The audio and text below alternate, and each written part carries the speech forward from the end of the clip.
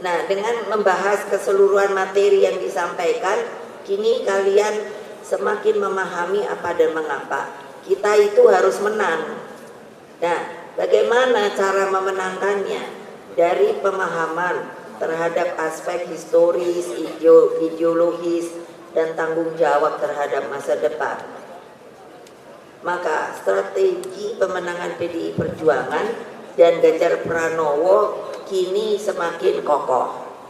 Tadi pagi kan ibu bilang, ibu nggak suka lihat survei, tapi iseng aja tadi pagi-pagi.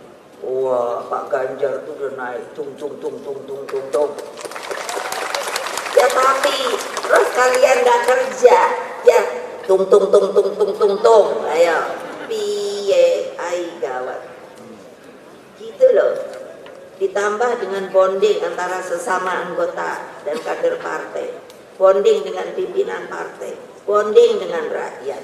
Terus kerja politik selama berhari-hari ini saya yakini semakin menyatukan chemistry juang kita.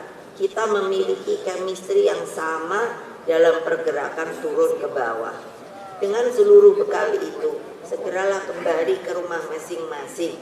Langsung, itu apa ya, instruksi ibu itu, wah begini. Yang tidak boleh saya lakukan, kalau nanti dapat sanksi apa, ini.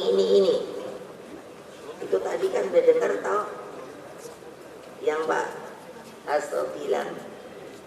Iya, nanti kalau makin banyak ya begitu juga.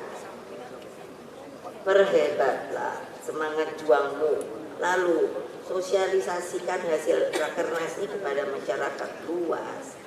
Sosialisasinya tuh apa? Bukannya cara rapatnya gini.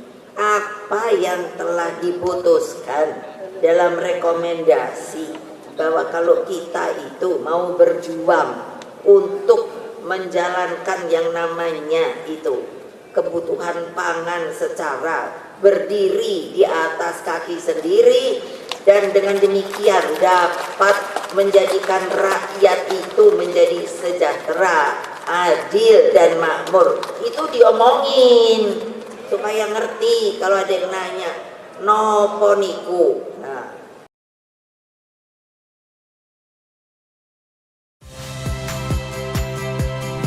saya Rahmat Ibrahim. Saksikan program-program Kompas TV melalui siaran digital, pay TV, dan media streaming lainnya.